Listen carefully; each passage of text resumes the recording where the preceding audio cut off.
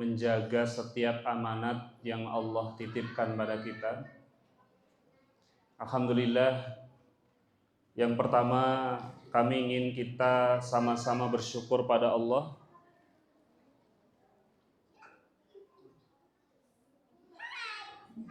atas banyak karunia dan nikmat yang Allah limpahkan pada kita. Tapi sebelumnya kami ingin menyapa terlebih dahulu bagaimana kabarnya Abah Uma, semuanya sehat? Alhamdulillah. Dan satu nikmat besar yang patut untuk kita syukuri, salah satunya adalah nikmat kita dikaruniai seorang anak. Nikmat kita memiliki buah hati. Mengapa demikian? Karena begitulah Allah Subhanahu wa ta'ala juga menyebutkan bahwa al-banun, anak keturunan, itu bagian dari hayatud dunya, ya, sebagai bentuk zinah, perhiasan, sebagai bentuk karunia, sebagai bentuk nikmat yang Allah titipkan pada kita. Banyak sekali orang di luar sana yang mereka ini harus berjuang untuk bisa memiliki seorang buah hati, keturunan, dengan berbagai upaya yang tidak ringan. Ada bahkan di antara mereka yang harus mengeluarkan harta yang tidak sedikit untuk berobat ke dokter, ya, untuk bisa berusaha gimana caranya biar mempunyai seorang anak buah hati. Ada yang harus menunggu bertahun-tahun, ya. Ada pula bahkan istrinya yang harus merelakan suaminya menikah lagi. Ada pula juga di antara mereka yang harus melewati fase-fase penyesuaian diri. Bagaimana tekanan batinnya seseorang yang belum memiliki keturunan ketika bertemu dengan tetangga, saudara, orang lain. Itu butuh proses yang tidak sederhana. Semuanya dilakukan begitu sangat luar biasa. Namun di belahan bumi kita yang lain ada yang dengan sangat ringan dan mudah menelantarkan, bahkan membuang seorang anak. Terakhir kemarin di mana itu? Seorang anak muda Gen Z, ya, yang membuang anaknya terus ditulis secari kertas gitu. Ada tulisan apa itu? Maaf ya gitu. Buat ngekos aja susah. Ya, gimana mau ngasih makan kamu gitu, terus anaknya dibuang. Dan di luar sana banyak yang begitu, orang tua semuanya, Abah Uma. Maka juga harapannya kita bisa menjadi orang-orang yang menjaga titipan amanah. Perjuangannya tidak mudah. Saya masih ingat Pak Zainal, ya, ada ya Pak Zainal? Boleh saya sedikit mention ya Pak? Kalau nggak salah sempat lama ya nggak punya keturunan ya.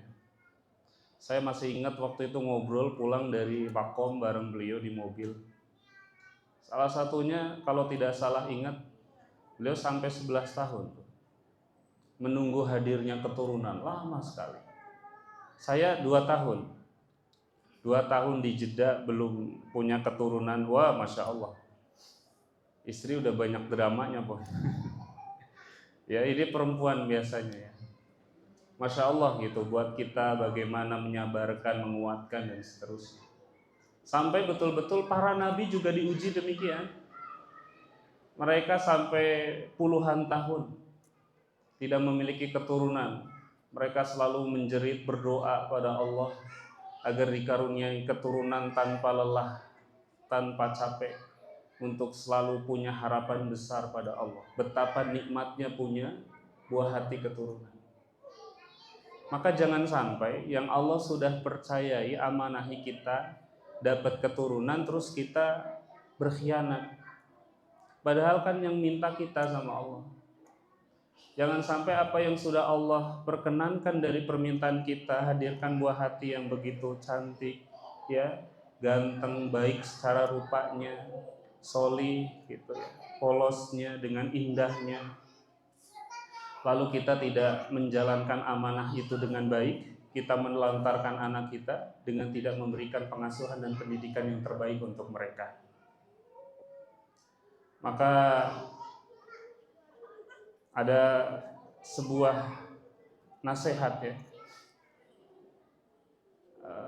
seorang suami, seorang ayah yang dia bekerja dengan dalih bahwa bekerjanya adalah berjuang untuk anak, namun pulang ke rumah isinya cuma, kalau di rumah tuh isinya marahin anak sama istrinya, maka ketahuilah bahwa dia telah berbohong. Dia telah berbohong.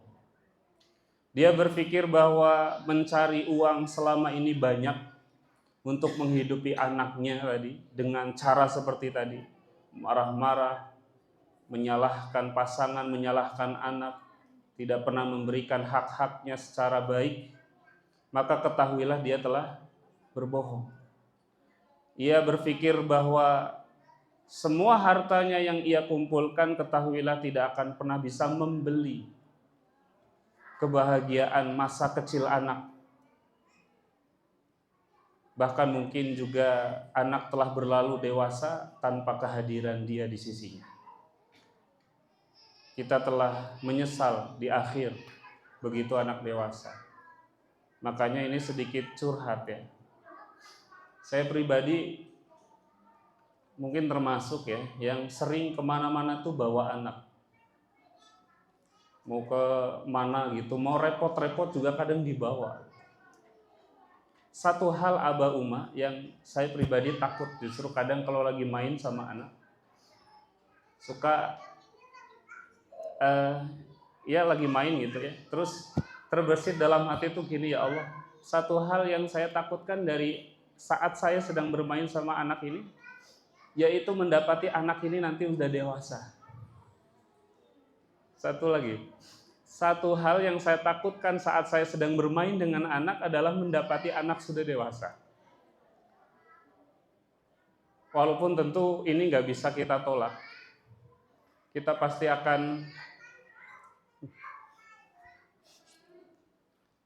pasti akan melewati fase itu di mana anak harus dewasa. Mungkin dia akan lebih banyak waktu bersama teman-temannya, bersama pasangannya, bersama amal-amalnya yang lainnya. Tapi ketahuilah masa-masa terbaik kita bersama anak adalah saat kita bisa menemani mereka dalam masa kecilnya, masa bermainnya, masa belajarnya. Maka ketahuilah itu semuanya tidak akan pernah tertukar dengan harta sebanyak apapun Aba Uma semua. Maka di forum ini kami ingin mengajak Aba Uma semuanya untuk kita sedikit merenung kembali. Kita loh yang minta anak ke Allah. Allah udah baik banget menjawab setiap doa kita dengan mengkaruniai keturunan. Maka mari kita jadi orang yang sebaik-baiknya memegang amanah, tidak sebagaimana yang Allah sebutkan di Quran surah Al-Anfal tadi, ayat 27. Silahkan Aba Uma bisa buka. A'udzu billahi minasyaitonir rajim. Bismillahirrahmanirrahim. Ya ayyuhalladzina amanu in taqullaha yaj'al lakum maaf, ulangi. Ya ayyuhalladzina amanu la takhunullaha war rasul لا تخونوا الله والرسول وتخونوا أماناتكم وأنتم تعلمون. Wahai orang-orang beriman, aba umat sekalian, la takhunullaha war rasul. Janganlah kalian ini mengkhianati Allah dan Rasul. Wa takhunu amanatikum, dan kalian berkhianat atas amanah-amanah yang Allah berikan pada kalian. Wa antum ta'lamun, padahal kita sadar, kita tahu bahwa itu amanat dari Allah. Kenapa penting selalu kadang kita bawa? Salah satunya aba umma, anak ini yang akan nanti meniru setiap aktivitas kita, meniru setiap kegiatan dan perilaku kita. Bahkan salah satunya juga saya pribadi ingin menunjukkan ke anak bagaimana khususnya para aba umma ini memperlakukan seorang istri, seorang pasangan, agar kelak ketika dia dewasa dia juga akan memperlakukan pasangan dan juga memperlakukan ibunya dengan baik. Mau serepot apapun kita, mau sesusah apapun kita, mau seriuh apapun kita dan mengganggunya anak apapun kita, sesungguhnya dia adalah karunia terbaik dari segala karunia yang Allah berikan pada kita. Aba umma sekalian, itu pengingat untuk saya dan juga kita semuanya. Dan di forum ini, majelis ini adalah cara kita menjaga amanah itu. Bahwa anak ini bukan perkara yang ringan hisabnya kelak di akhirat. Maka di forum ini kami ingin mengingatkan kembali, ayo aba umma, kita ingat tujuan. Salah satu mengapa Allah menitipkan amanah itu pada kita. Maka Allah punya maksud dan punya tujuan. Karena akhir-akhir ini banyak sekali fenomena-fenomena yang sudah tidak wajar terjadi di sekitar kita. Bahkan di sekitar Wali Santri Kutab itu sendiri, yang kami menilai ada penurunan, ya, penurunan semangat, semacam ada kejenuhan dan kebosanan terhadap cita-cita dan tujuan kita bersama untuk menjadikan anak-anak kita adalah orang-orang yang solih, bertakwa pada Allah. Dan ini harus kita terus bakar, terus kita ingatkan, sampai mendarah daging dalam dada kita. Itulah yang dilakukan oleh para nabi. Aba umma sekalian, ketika kemarin kami mudik, begitu ya, memperhatikan, dan ini juga sangat selaras dengan nasihat Ustadz Budi Ashari. Orang-orang banyak yang berbondong-bondong untuk bisa sampai ke kampung halaman. Mereka sampai mau berdesak-desakan, membeli tiket pulang yang tidak sedikit.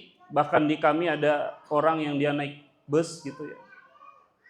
Dia punya anggota keluarga yang cukup banyak, dan itu kalau dihitung sekali pulang bisa jutaan. Ada yang riwuh sambil gendong bayi, bertumpuk barang harus dia bawa, dan seterusnya. Cuma punya satu tujuan, pulang ke kampung halaman. Tapi dengan segala keriuhannya, dengan segala kesulitan dan kesusahan, terus apa kemudian menjadikan orang itu berbalik pulang, terus nggak jadi mudik? Enggak, tetap. Karena kenapa? Dia punya tujuan yang ingin dicapai, itu kampung halaman, orang tua, keluarga.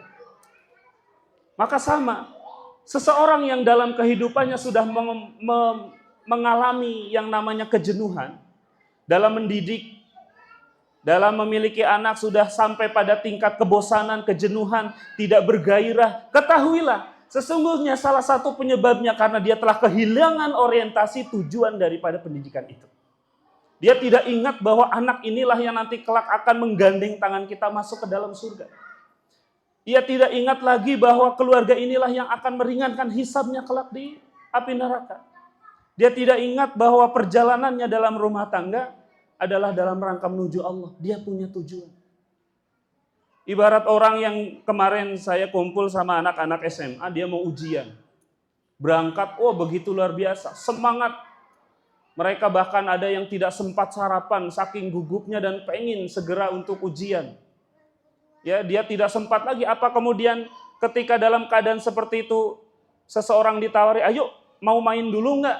Nggak akan sempat. Ayo mau berfoya-foya dulu nggak? Nggak akan. Ayo santai-santai dulu? Nggak, ini waktunya terbatas. Saya harus segera sampai tujuan. Ini ada deadline yang harus saya segera kerjakan. Karena dia tahu tujuannya itu jelas dan dia selalu ingat, terpatri di dalam hati dan akalnya. Sama, kita di dunia begitu, Allah tujuan kita. Surga neraka bagian daripada akibatnya.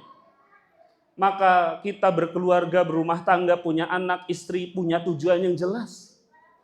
Mungkinkah di tengah perjalanan kemudian kita sempat justru malah terlalaikan dengan perkara-perkara yang menjauhkan kita daripada tujuan itu. Saya katakan sekali lagi, orang yang kehilangan semangat, gairah, ya, salah satunya sebabnya karena dia telah kehilangan apa? Tujuan, orientasinya. Maka di forum ini kami mengajak Abah ini sebagai nahkodanya, sebagai pemimpin rumah tangganya, tidak boleh sampai karam. Kapal ini kuncinya ada di para abah. Maka ayo sama-sama, ini nasihat untuk saya pribadi, untuk istri saya, keluarga dan juga untuk kita semuanya. Kita kembalikan lagi mindset berpikir kita. Jangan sampai pekerjaan kita, ya kesibukan kita, ya kesenangan kita ini melalaikan kita dari tujuan-tujuan utama. Yang itu justru akan lebih membahagiakan kita kelak di sisi Allah Subhanahu wa ta'ala. Abu Mas sekalian yang semoga dirahmati Allah Subhanahu wa ta'ala. Maka setelah kami mengingatkan apa yang tentu jadi salah satu kegundahan saya pribadi, salah satu kekhawatiran saya pribadi. Khawatir itu perkara yang boleh bahkan dianjurkan. Maka di surah Ar-Rum, ya, salah satu yang Allah anjurkan untuk kita merasa khawatir, untuk merasa cemas, itu khawatir dalam hal apa, Pak? Dalam hal keturunan. Wal yakhshal ladzina lau taraku min khalfihim dzurriyyatan dhi'afa. Maka hendaklah kita merasa khawatir, cemas yang justru itu direkomendasikan, yaitu cemas terhadap anak keturunan mereka dalam keadaan lemah. Yang lemah yang dimaksud bukan nanti anak saya ditinggal nikah sama siapa, makan apa, sekolahnya bagaimana, bukan. Justru yang utama lemah yang kita khawatirkan adalah nanti kalau saya meninggal, anak saya ditinggal, apakah dia masih akan tetap beriman pada Allah? Apakah ia tetap akan memegang teguh ibadah dan syariatnya? Apakah dia akan tetap menjaga sholat, Quran, ya, agamanya? Itu yang harus kita khawatirkan. Nah, solusi dari kekhawatiran itu di ayat selanjutnya, di lanjutan ayatnya adalah dengan bertakwa pada Allah. Bertakwa pada Allah. Abang mas sekalian, itu yang ingin kami ingatkan di awal. Selanjutnya kita memasuki materi, yaitu ada tema khusus yang diberikan pada kami oleh beliau Ustadz Abim. Temanya adalah, sebentar.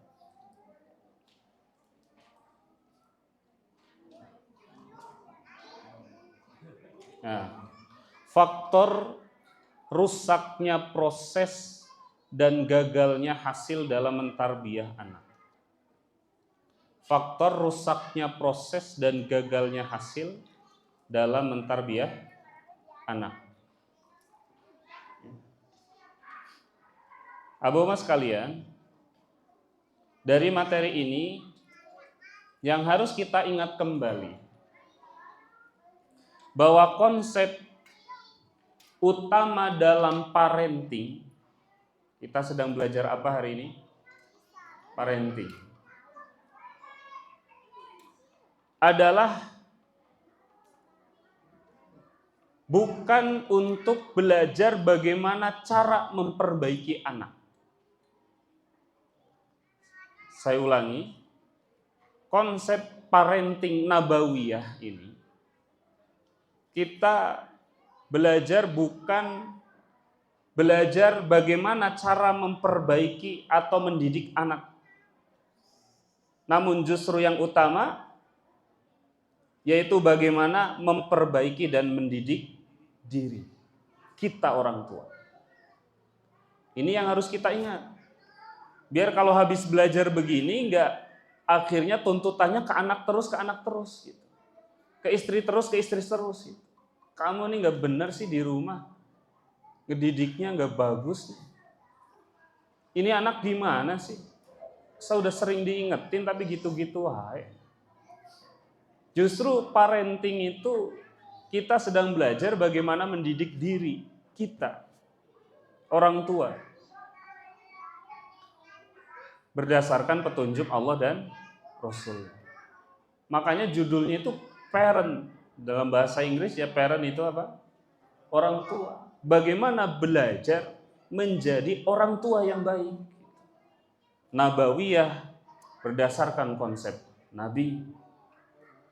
Maka kalau lagi ngaji begini, yang menjadi tolak ukur perbaikannya nanti bukan ke anak,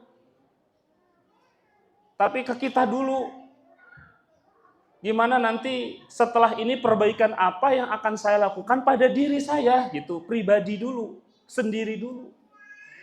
Bukan, oh begini ya, nanti ke anak saya bakal begini dulu. Nanti saya akan suruh anak begini. Nanti saya akan biasakan anak begini. Pertanyaannya sudah saya belum gitu. Ke sayanya sudah belum, ke akunya sudah belum sebagai orang tua.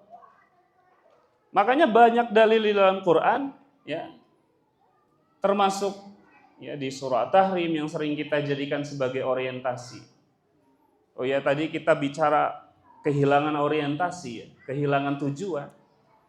Bahwa yang perlu kita ingat, keluarga yang akan kita bawa satu adalah bagaimana agar kita bisa selamat dari hisab api neraka. Kedua, agar bisa bareng-bareng masuk surga. Anak bisa tumbuh menjadi pribadi yang bertakwa. Ya, surah At-Tur 21, surah At-Tahrim ayat 6. Itu tuh udah harus mendarah daging dalam pikiran kita. Pokoknya ini intinya ini gitu. Saya mau ke sini gitu. Maka di situ kan bahasanya ku anfusakum wa ahlikum nar. Kita dulu baru anak, baru keluarga. Anfusakumnya dulu. Bapaknya dulu. Ibunya dulu, orang tuanya dulu, baru anak. Maka jangan sampai kita mendahulukan anak dalam kebaikan, lalu kita sebagai orang tua justru meninggalkannya. Maka sekali lagi, konsep utama dalam parenting nabawiyah adalah bagaimana cara kita belajar untuk mendidik diri sendiri sebelum kita mendidik keluarga. Nah, itu yang pertama yang keberapa tadi ya? Entahlah ya. Ingin saya ingatkan juga bahwa pada materi ini pertama adalah konsep utamanya tadi, agar mindset kita belajar ini untuk perbaikan diri yang paling utama. Lalu yang berikutnya, bahwa keberhasilan pendidikan anak itu sangat bergantung dari bagaimana utamanya adalah keberhasilan orang tua dalam menciptakan lingkungan yang baik di rumahnya. ya, dalam menciptakan lingkungan yang baik di rumahnya. Kalau tadi di At-Tahrim ayat 6 disebutkan ku anfusakum, kitanya dulu, sama. Saya lanjutkan tadi di At-Tur 21 juga begitu. A'udzubillahi minasyaitonirrajim. Walladzina amanu wattaba'athum dzurriyyatuhum biimanin. Yaitu mereka orang-orang beriman yang anak cucu itu ngikutin mereka dalam keimanan. Anak ini yang ngikutinnya orang tua nanti mau gimana. Jadi kitanya dulu yang diikuti dulu, baru kemudian anak yang akan mengikuti, cucunya bahkan dan keturunannya terus. Ya. Yang akhirnya kita dikumpulkan bersama sampai di surga. Nah, itu ya. Kemudian tadi keberhasilan mendidik itu dari rumah. Sekali lagi dari rumah. Silahkan Aba Uma bisa cek orang tua yang mereka pada berhasil dalam tanda kutip, ya, dan masih tentu, apalagi kalau udah bicara mereka as-sabiqunal awalun, orang-orang yang sudah mendahului kita dalam keimanan. Saya pastikan kebaikan, kesolehan pada anaknya itu tidak lepas dari perjuangan utamanya adalah orang tuanya. Di Quran sudah banyak disebutkan, keluarga-keluarga yang solih akan melahirkan anak-anak yang solih. Keluarga Imron, keluarga Ibrahim, keluarga Rasul, dan banyak yang lain. Maka sekali lagi, pendidikan yang utama, keberhasilan dalam mendidik anak, utamanya itu ya ada di rumah. Orang tua tidak boleh hanya mencukupkan. Sudah siap? Mohon maaf dipotong dulu ya Aba Uma.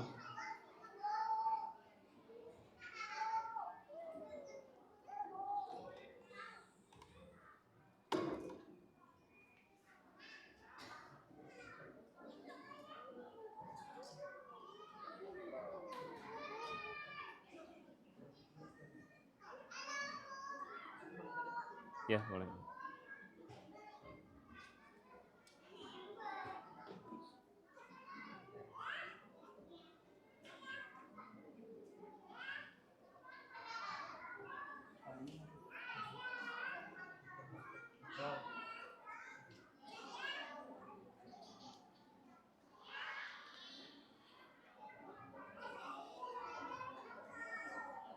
Bisa.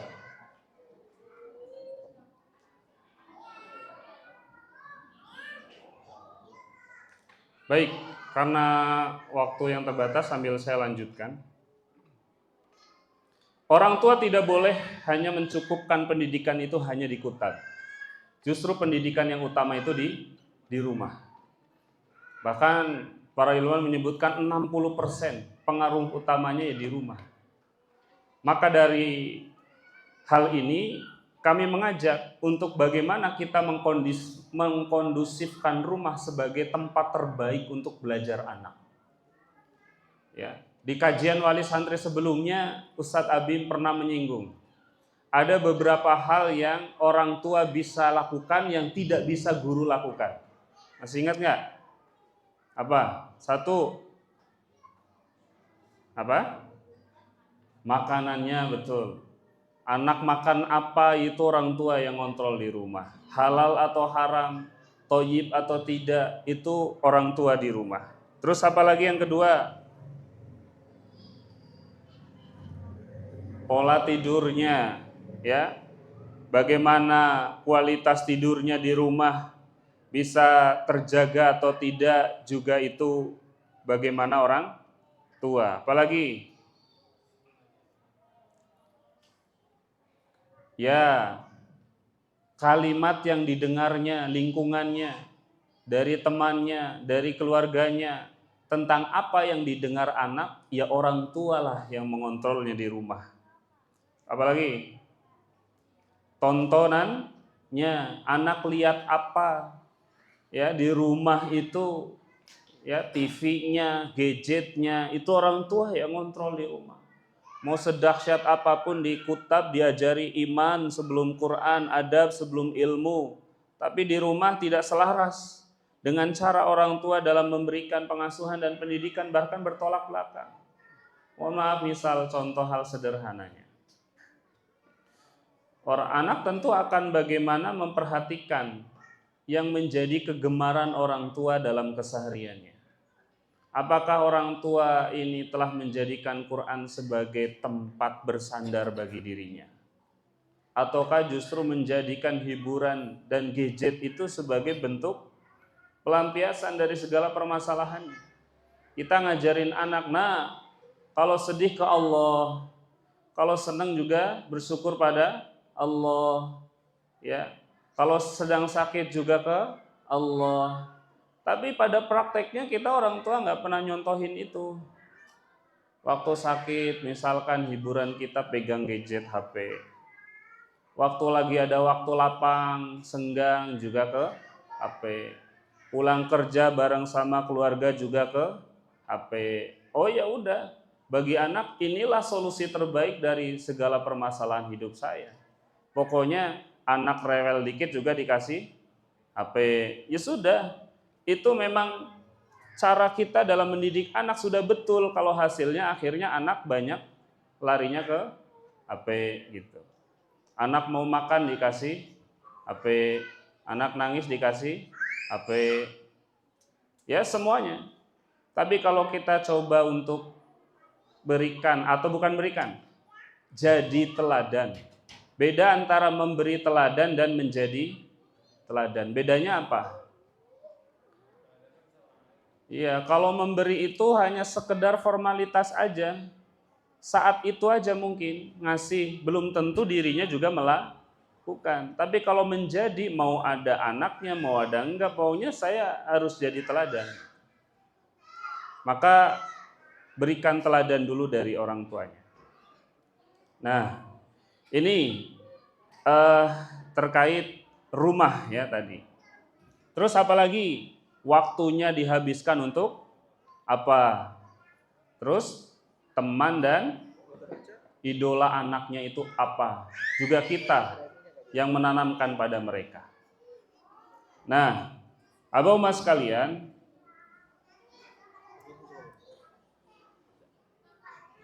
kalau nggak bisa nggak apa-apa.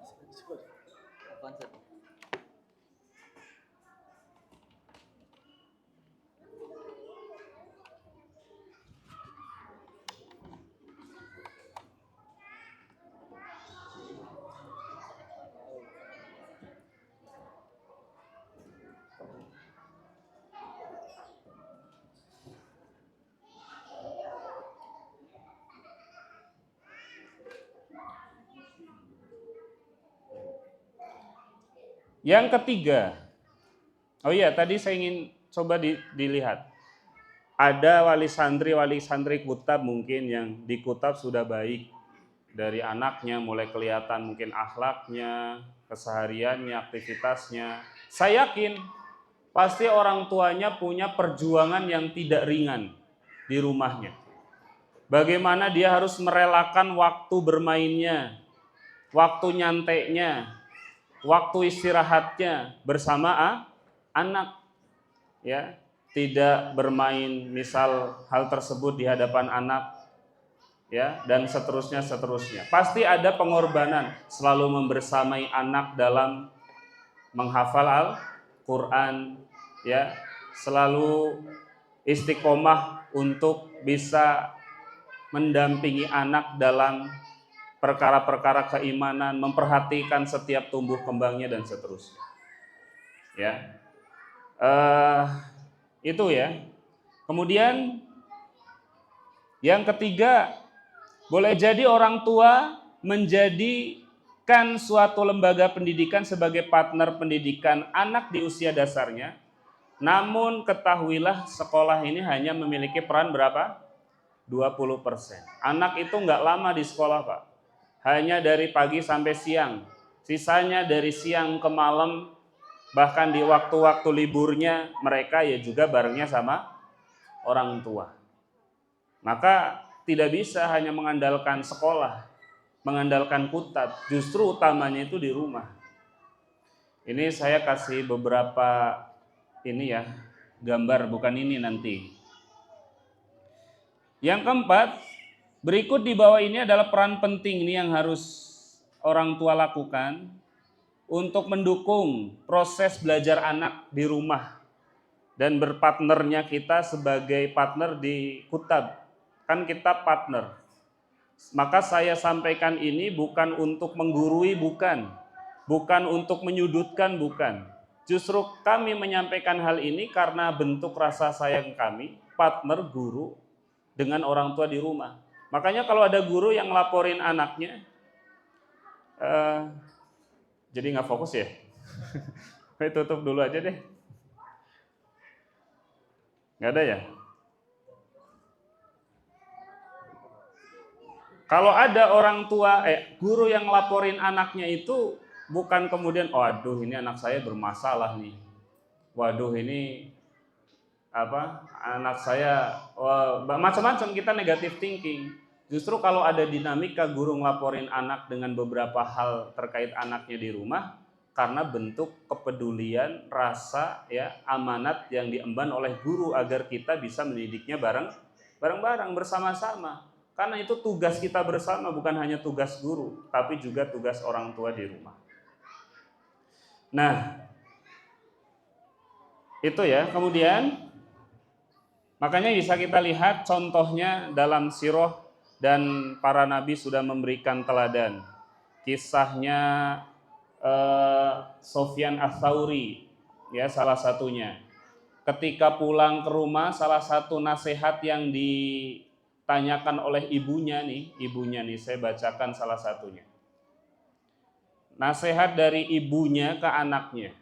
Jadi kalau kita nyekolahin anak di kutab, berangkatnya juga kita berikan pesan, kita berikan nasihat, kita selalu ingatkan dengan tujuan dia datang ke kutab. Bukan hanya sekedar formalitas, tapi ada sentuhan fisik di sana, ada doa-doa yang kita terus dawamkan di telinganya, ada harapan yang terus kita ulang terus-menerus pada telinga anak sampai anak tuh ngerasa, aduh ayah teh kalau nasihatkan ini aja terus, itu terngiang nanti sampai dewasa. Sampai kata ibunya pulang juga gitu, yang ditanyain juga nggak hanya sekedar tadi belajar apa saja ya, kemudian tapi sesekali kita juga tanyakan banyak hal, termasuk diantaranya bagaimana perasaannya, bagaimana interaksinya, bagaimana perilaku dan sikapnya. Kalau itu positif kita apresiasi, alhamdulillah, barakallahu fikum nak, kamu sudah melakukannya dengan baik hari ini, semoga Allah istiqomahkan. Kalau belum, kita berikan penguatan nasihat, terus begitu. Secara istiqomah kita kontrol. Ya, kata ibunya Imam Sufyan Ats-Tsauri, anakku, jika engkau menulis 10 huruf, lihatlah apakah kau menjumpai dalam dirimu bertambah rasa takutmu pada Allah atau tidak. Bertambah kelembutanmu ya, dan juga ketenanganmu atau tidak. Jadi yang ditanya bukan sudah hafal berapa banyak, sudah bisa apa, bukan, tapi justru bagaimana rasa takutnya pada Allah, akhlak adabnya gitu ya, yang lebih penting daripada hal yang tadi disebutkan. Ketahuilah jika itu tidak terjadi, ilmu yang kau pelajari bahkan akan berdampak buruk pada dirimu dan tidak akan bermanfaat bagimu sama sekali. Itu nasihat dari siapa? Ibunda dari Sufyan Ats-Tsauri. Ya. Para nabi begitu. Begitu nanya ke anak, bukan hanya yang masih di kutab, Pak, tapi yang di luar kutab, kemanapun kita interaksi sama anak selalu dihubungkan dengan perkara akhirat. Kalau nelpon anak, misal udah jauhan, ada yang kuliah, ada yang sudah sedang mondok pesantren, yang ditanya itu jangan, nak kamu sudah makan apa belum? Makannya sama apa? Enak apa enggak? Itu mah pertanyaan yang menurut saya boleh saja. Tapi juga jangan lupa untuk sertakan ditanyakan bagaimana sholatmu nak, bagaimana interaksimu dengan Al-Qur'an, Nak. Bagaimana belajar dan juga ngajimu di sana, Nak. Ya, ingat pada Allah, Allah Maha melihat, Allah Maha mengawasi.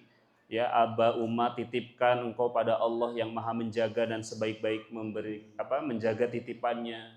Terus begitu. Jadi seolah-olah setiap nasihat yang kita berikan selalu bernilai keimanan pada mereka. Ya. Jangan misal, oh belum makan, oh kurang uang jajannya, siap nanti Bapak kirim lagi, ya. Siap nanti Bapak transfer, kamu tenang aja di situ, pokoknya jangan khawatir. Jangan begitu.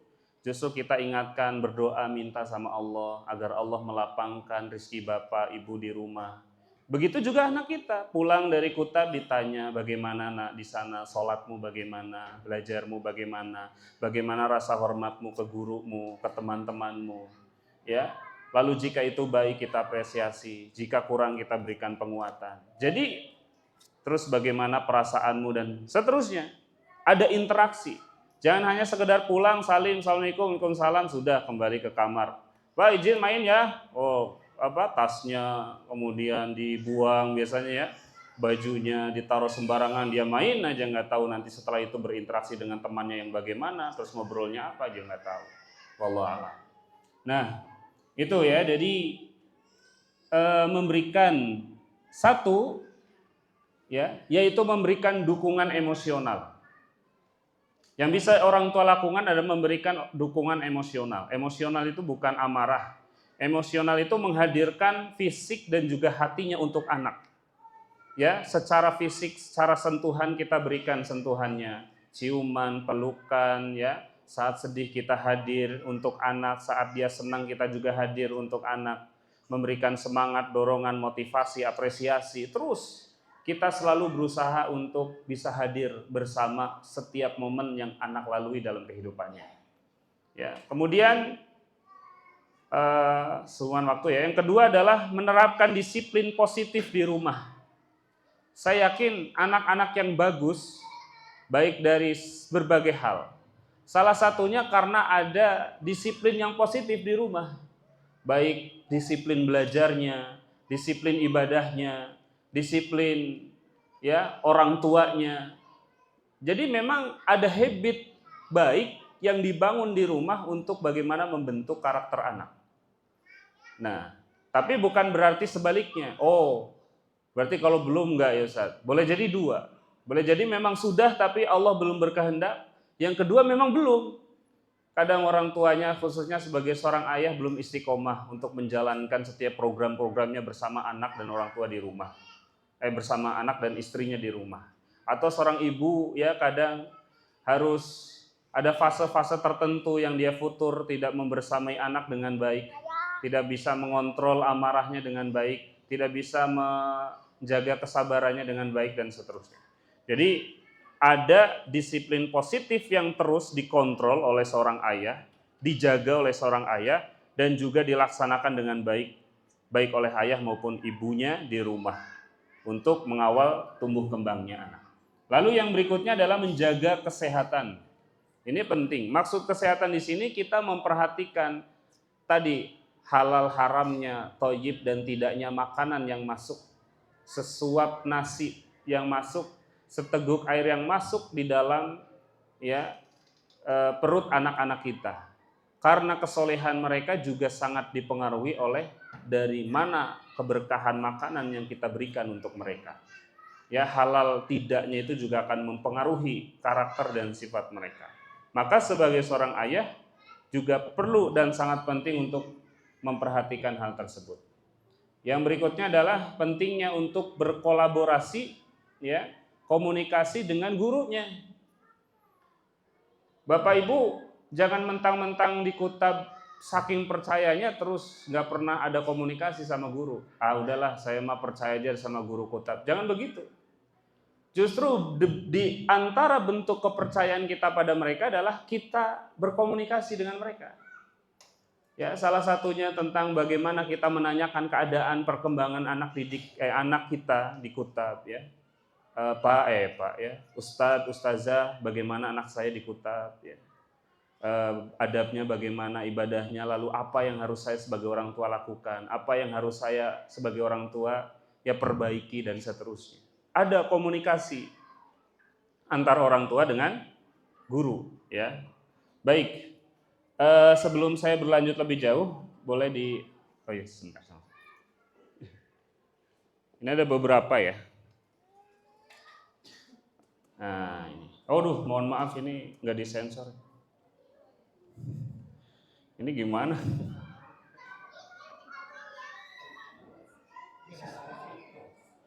Udah lah, nggak apa-apa, udah sama tahu. Kontennya ya, jangan. Ini saya cuma pengen ngasih tahu kondisi terkini dunia pendidikan, Bapak Ibu. Di sekolah-sekolah sana, ya, ada banyak ya oknum-oknum guru yang mereka tidak mencerminkan seharusnya menjadi seorang guru. Justru trennya hari ini tuh guru ngajarin anaknya buat apa? Joget-joget begitu ya. Lenggak-lenggok, bikin konten dan seterusnya, dan itu dinyatakan real di depan anak-anak kita. Dan itu kalau anak dipegangin ini itu tahu tuh, makanya kalau kita tanya ke anak mereka bisa sangat update, tahu betul apa yang lagi tren hari ini. Ya, ada kemarin anak langsung nyinggung, Ustadz ini velocity apa itu, saya browsing dulu.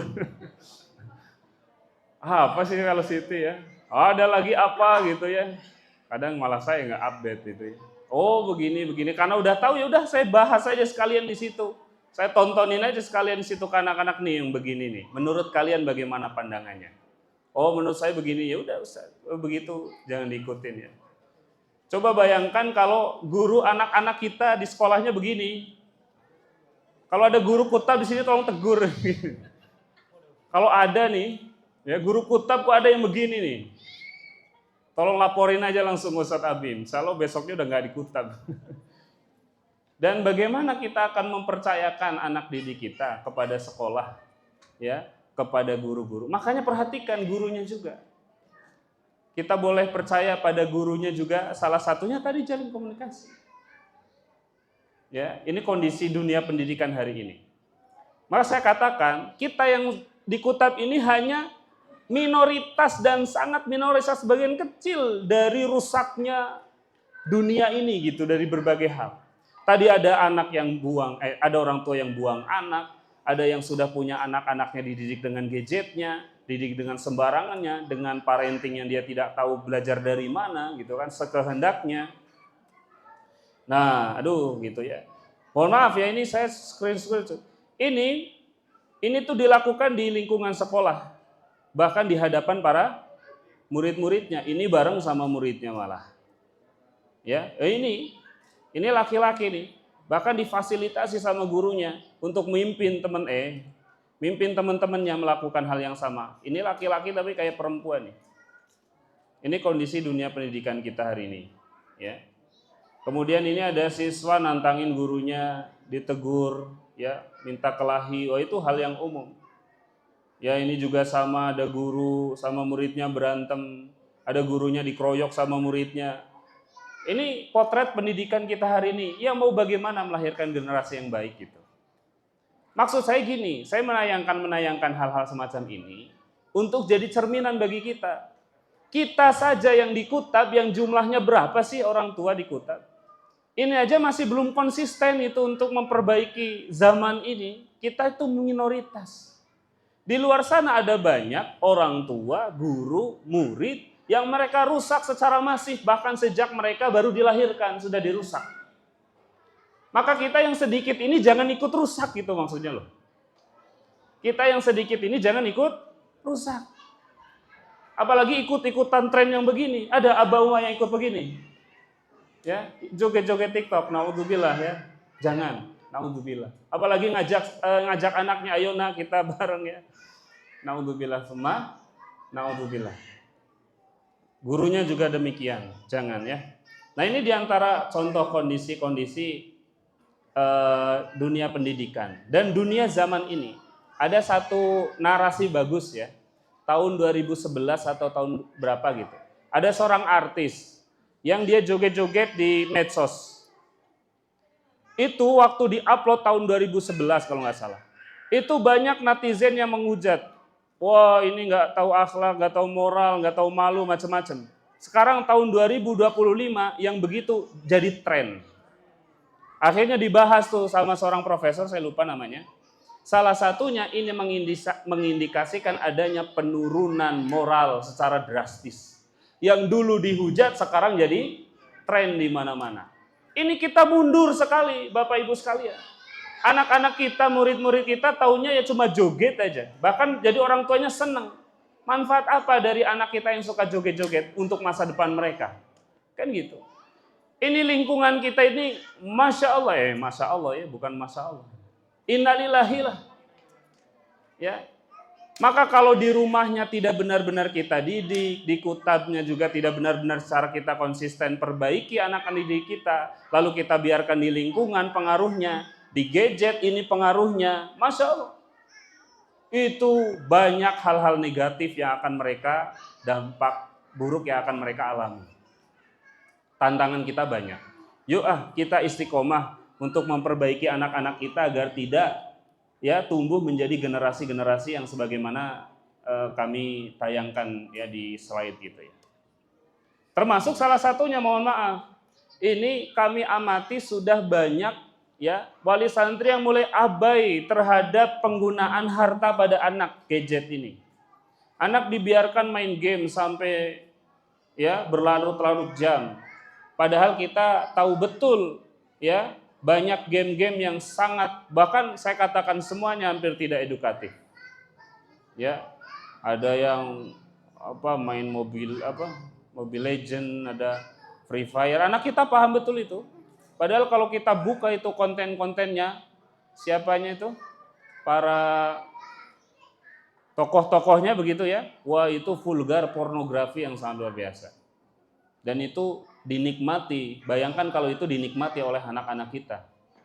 Gimana kita mau ngajarin iman, adab, akhlak, ilmu? Ya lunturlah semuanya. Quran hafalnya hilang. Maka ayo kita jangan memudahkan ini gitu ya untuk anak-anak kita.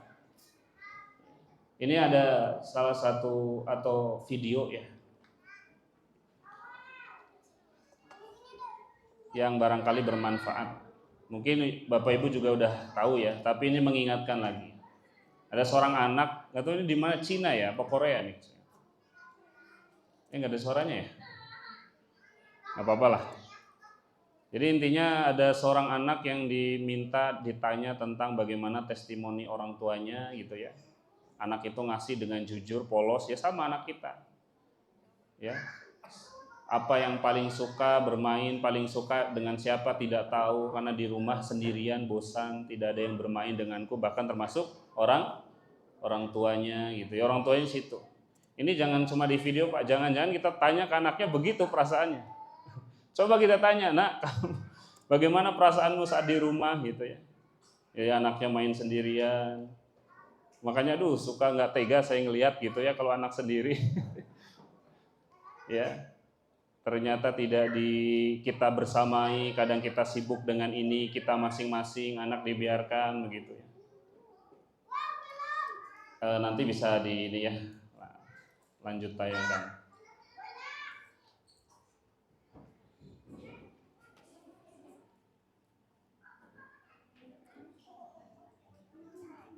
Oh.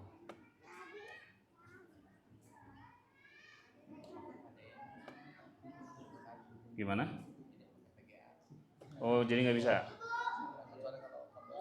Oh, sebentar. Dari sini ya? Udah full. Mau dari laptop atau dari gimana? Yang tadi, yang di audio yang pernah itu. Oh. Tuh, maaf ya gaptek ini. Terus ini. Oh gitu. Oh iya. Ya.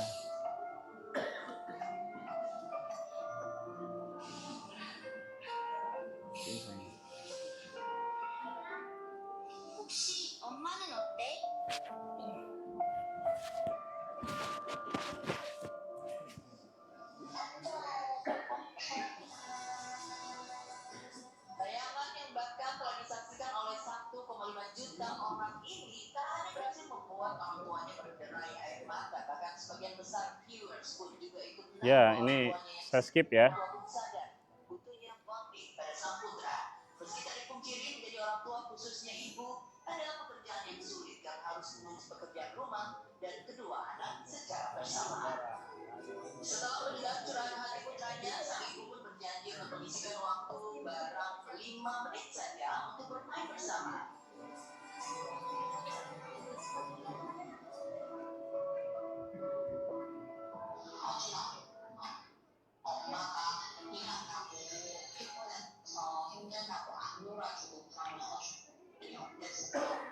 Ya, ini hanya cuplikan ya, nanti bisa disaksikan masing-masing. Intinya ada kondisi anak-anak yang ternyata kita nggak tahu ya, kondisi batinnya mereka ternyata merindukan kehadiran kita di tengah-tengah kesibukan kita, tapi kita tidak menyadari.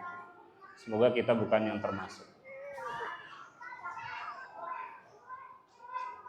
Ini ilustrasi tentang sebetulnya mendidik itu pilihan ya. Sebetulnya yang menjadikan baik dan tidaknya anak itu kita orang tua, tapi kadang kita nggak sadar bahwa kita melakukan itu karena memang sangat perlahan dan tidak kita sadari.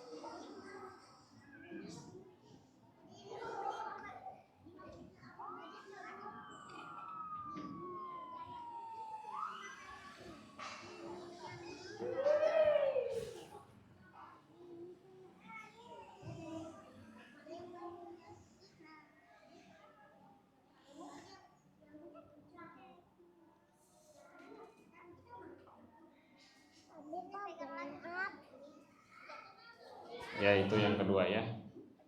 Jadi anak kita ada di bawah kendali kita ya, Abah Umas sekalian. Kita akan jadikan anak kita seperti apa tergantung dari cara kita memperlakukan mereka dalam keseharian.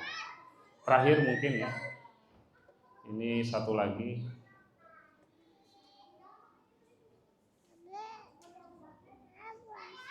Ya sayang, punten sayang, punten.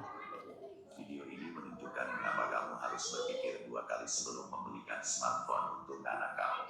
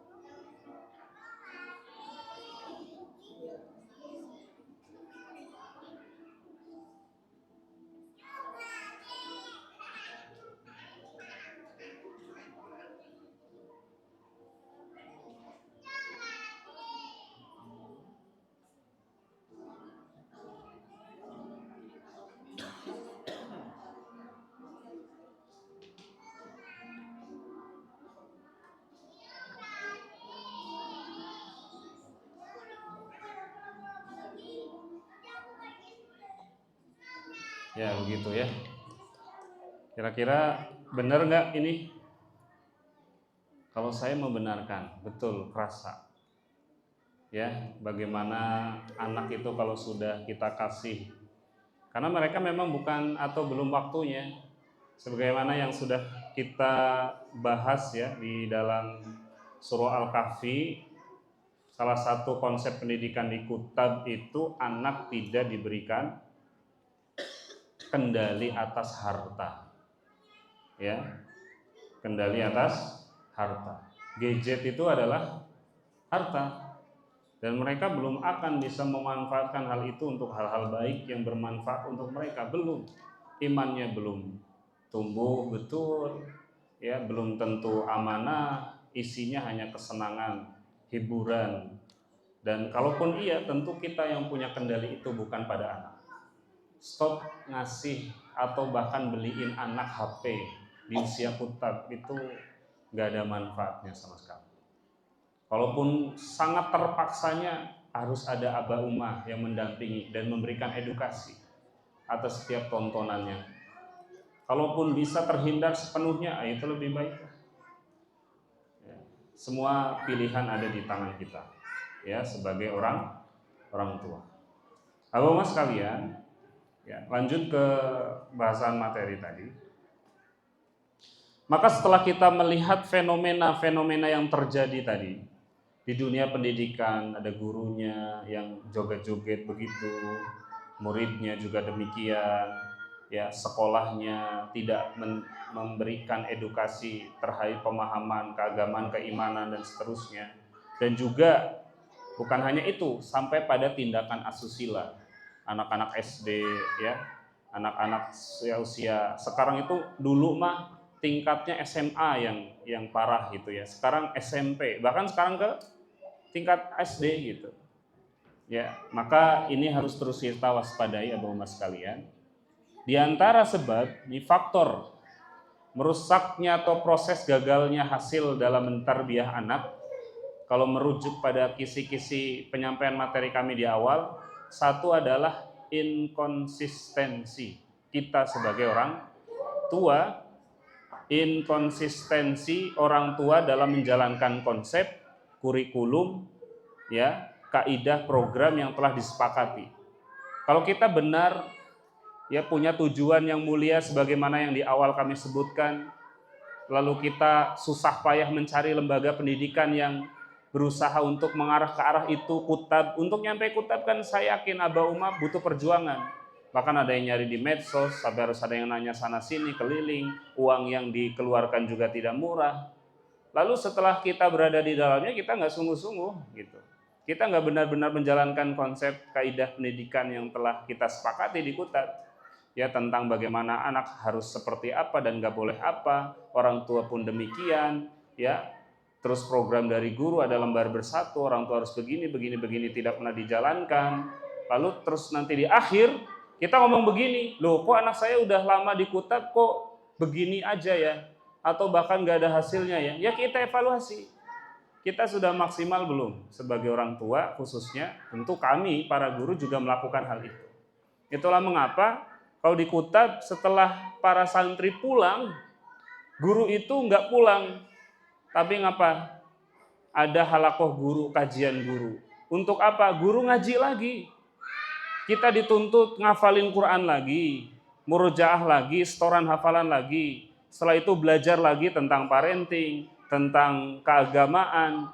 Terus diantaranya bahas dinamika santri. Ada ya fulan begini, bagaimana. Guru kelas ini seperti ini punya dinamika, solusinya bagaimana. Terus itu setiap hari. Setiap hari Senin setidaknya sampai hari Jumat. Nah, orang tua juga harapannya demikian. Ya, kita sama-sama untuk konsisten untuk menjalankan setiap program. Tadi sebutkan ada beberapa program oleh Siwak, silahkan diikuti. Ada kajian abah, ada kajian wali santri, tugasnya untuk mengedukasi kita. Sekali lagi, parenting itu adalah untuk memperbaiki diri sebelum memperbaiki anak. Kemudian yang kedua adalah penyebab gagalnya selain inkonsistensi tadi adalah pemberian penguasaan harta secara penuh terhadap anak yang belum memiliki kriteria rusdah di surah Al-Kahfi tadi. Jadi kita memberikan penguasaan penuh terhadap anak, terhadap gadget tadi, itu sangat cukup merusak konsep dari apa yang telah kita bangun selama ini di kutab. Dua hal ini saya rasa sudah cukup untuk sedikit menyadarkan kita. Sekali lagi untuk kita memperbaiki, ayo setelah ini masih ada waktu, anak kita masih berada dalam dekapan kita semangati lagi, pulang dari sini, musyawarah lagi sama istri, sama pasangan, yuk Bu, Mah, ya Umi, kita bagaimana nih selanjutnya ke anak. Kalau itu sudah baik, yuk kita istiqomahkan. Kalau ada yang perlu diperbaiki, apa yang harus diperbaiki? Perlahan tapi pasti. ada progres yang bisa terus kita lakukan untuk menjadi orang tua yang teladan bagi anak-anak dan bisa mengamalkan ya dari proses atau parenting yang secara Quran dan Sunnah telah disebutkan banyak ayat dan juga hadisnya, contohnya oleh para ulama. Demikian barangkali Abah Uma sekalian yang bisa kami sampaikan di momentum kajian wali santri siang hari ini. Tentu ada banyak hal yang kurang dan sekali lagi saya menasihatkan ini untuk saya, istri dan keluarga utamanya, dan semoga bermanfaat juga untuk Abah Uma sekalian. Sekali lagi ingat, janganlah kita termasuk menjadi orang-orang yang disebutkan di surah Al-Anfal 27. Berkhianat terhadap amanah yang bahkan amanah itu kita minta sendiri pada Allah Subhanahu wa ta'ala. Na'udzubillah, tsumma na'udzubillah. Semoga kami berdoa Allah senantiasa memberikan kita kesabaran, keistiqomahan. Ingat, secapek apapun, seriuh apapun, selelah apapun kita dalam mendidik anak, ya, itu adalah bentuk amal terbaik kita di hadapan Allah Subhanahu wa ta'ala. Sehingga nanti kita pulang kepada Allah dalam keadaan mungkin berlumuran darah gitu ya, bercucuran peluh dengan segala energi, pikiran, harta habis. Lalu kita berdiri di hadapan Allah, ya Allah, sudah aku serahkan seluruhnya, sudah aku kerahkan seluruhnya untuk hamba mengabdi kepadamu dan menjaga titipanmu, amanahmu ya Allah. Sehingga Allah akan berkata pada kita, irji'i, irji'i illa rabbiki radiyatan mardiyah. Allah ridha fadkhuli fi jannati. Ya. Lalu kita dimasukkan kepada surganya Allah, anak, istri kita bareng-bareng di surga. Nggak akan lama. Kita hidup di dunia hanya sebentar. Sekarang usia Abah Uma sekalian sudah tidak semuda saya. Ya karena memang dan usia saya juga tidak semuda anak-anak saya dan seterusnya. Dan kematian tidak pernah mengenal muda dan tua. Ya, kita akan segera menghadap Allah. Maka menghadaplah pada Allah dengan kesudahan yang baik, kesudahan takwa beserta kesudahan dari segala amanah yang telah kita jalankan sesuai dengan tuntunan Allah dan Rasul-Nya. Barakallahu fikum, syukran wa jazakumullahu alaihi wa minkum. Wassalamualaikum warahmatullahi wabarakatuh.